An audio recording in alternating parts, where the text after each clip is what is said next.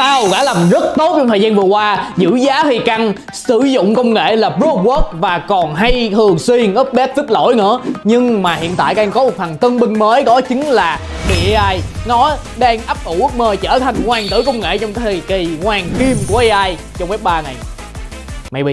Thì clip này mình sẽ không tập trung nói về việc rằng Zero One đang làm tốt cỡ nào, mà mình chỉ tập trung vào việc là Zero One đang đi ngược xu hướng như thế nào. Let's go.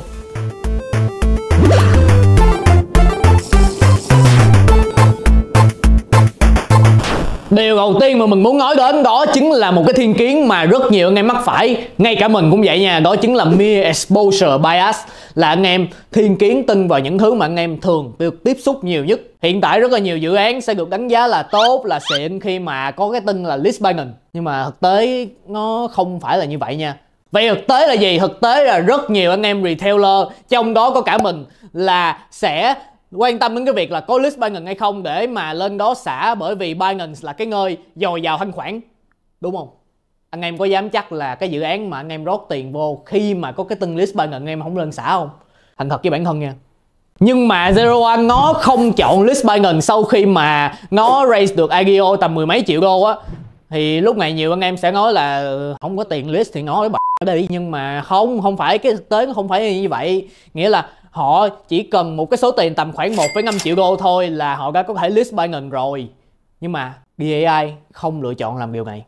Vậy thì lý do là tại sao? Cái lý do chính mà DAI không lựa chọn list Binance là một nước đi cực kỳ thông minh. Tại sao? Tại vì họ dùng tiền đó để phát triển hệ sinh thái, ghi app, product, rồi sau đó dùng cái tiền đó để mà give away cho những cái cộng đồng như là Marklat, Azuki để mà phát triển, mở rộng thêm cái cộng đồng của họ nữa. Đây là một nước đi, đối với mình là một nước đi cực kỳ thông minh, bởi vì họ vừa thỏa mãn được nhà đầu tư, là họ thỏa mãn được những anh em mà đã mua IPO trong cái thời kỳ đó, đồng thời họ vẫn giữ được một cái số tiền để mà phát triển cái product của họ. Đây là một nước đi khá thông minh. Và minh chứng cho việc này là thông qua cái chart của DAI, anh em sẽ thấy là đã từng 0.1 lên 1 đô. Sau đó anh em IPO xả hết, xả băng ta lông luôn. Thì sau đó hệ sinh thái mới dùng tiền của họ để mà đẩy ngược lại. Nghĩa là Twitter lúc này đã out hết rồi. Và theo như mình check thì cái lượng LP của cái lượng liquid á, cái lượng thanh khoản của DAI ở trên những cái sàn DEX rất là dồi dào, nên là họ cũng không quá ngại so với việc là queo nắm giữ rồi sau đó queo xả. Đó là lý do mà anh em sẽ thấy là chạc DAI dạo này cũng đang giữ giá khá là ok. Ok, vô cái chủ đề thứ hai, đó chính là selective attention, là sự tập trung có lựa chọn. Dạo gần đây anh em sẽ thấy là có rất nhiều dự án quăng những cái buzzword lên như là AI, Compute, LLM, FHE để mà thu hút sự chú ý của nhà đầu tư. Nhưng mà thật sự khi mà anh em check ra nó chẳng làm con gì hết á.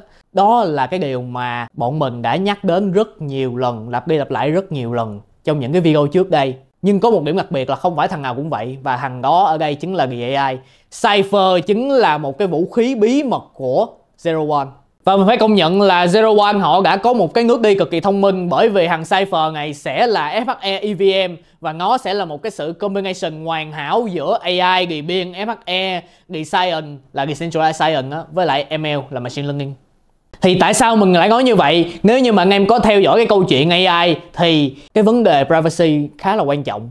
Cái việc mà FHE nó được tạo ra để mà làm gì? Nó được tạo ra để giúp cái quá trình giải mã data nó được bảo mật hơn, nó được cạnh tranh hơn. Trong cái process mà khi anh em làm về AI, anh em setting machine learning á, những cái thông tin đó nó sẽ được bảo mật hơn.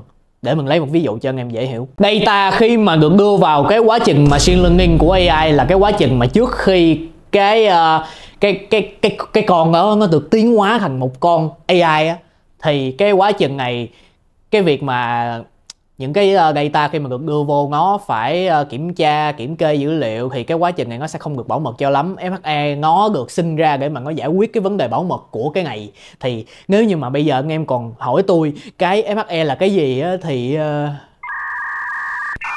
thôi để giải thích luôn đi. Ok, FHE đơn giản nó chỉ có như vậy thôi nè. Nghĩa là khi mà mình là một cái người đưa những cái dữ liệu vào cái hộp này để mà đưa cho cái quá trình kiểm tra nó làm con mẹ gì đó, thì mình sẽ khóa nó lại và mình đưa một cái bản chìa khóa này cho cái người nhận. Thì cái lúc này á, cái giai đoạn mà nó kiểm kê, nó kiểm tra những cái dữ liệu bên trong đó, nó sẽ không biết được bên trong đó là cái gì, và nó chỉ thực hiện đúng một cái nó gọi là gì, một cái nhiệm vụ của nó là nó kiểm kê thôi. Và cái người nhận đầu cuối và mình là hai cái người duy nhất giữ cái chìa khóa để mở cái hộp đó ra, coi bên trong đó nó là những cái data gì. Đơn giản, FHE nó chỉ là như vậy thôi ha. Cái thứ cuối cùng mà mình muốn nhắc đến đó chính là tokenomics. Đây là một cái thứ mà mình không muốn nhắc đến lắm, bởi vì những cái thông tin này nó đầy rẫy ở trên mạng á, và mình nghĩ là nếu như mà mình không có nó thì anh em sẽ lại nói là tại sao mình lại không có nó rồi.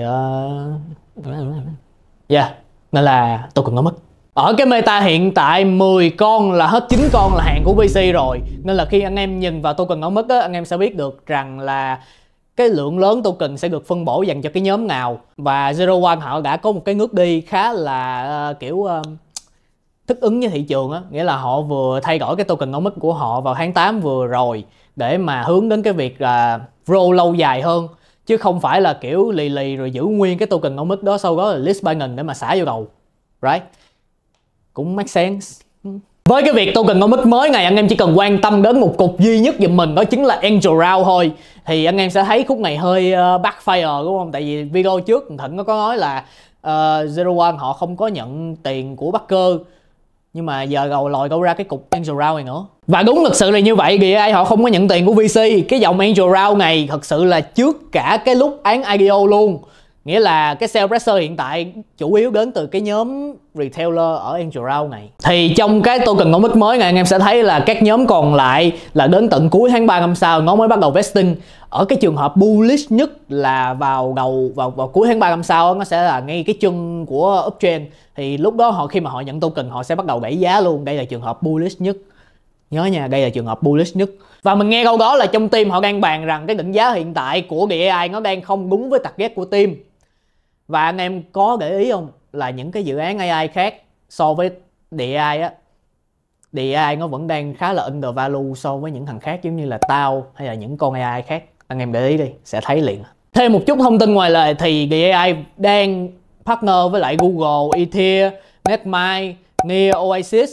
Rồi hình như là có cũng khá là nhiều cái partner lớn ở hiện tại. Thì cái thông tin này mình sẽ để dưới cái phần mô tả, anh em bấm vô cái group của mình đi thì anh em sẽ thấy được cái thông tin đó ha.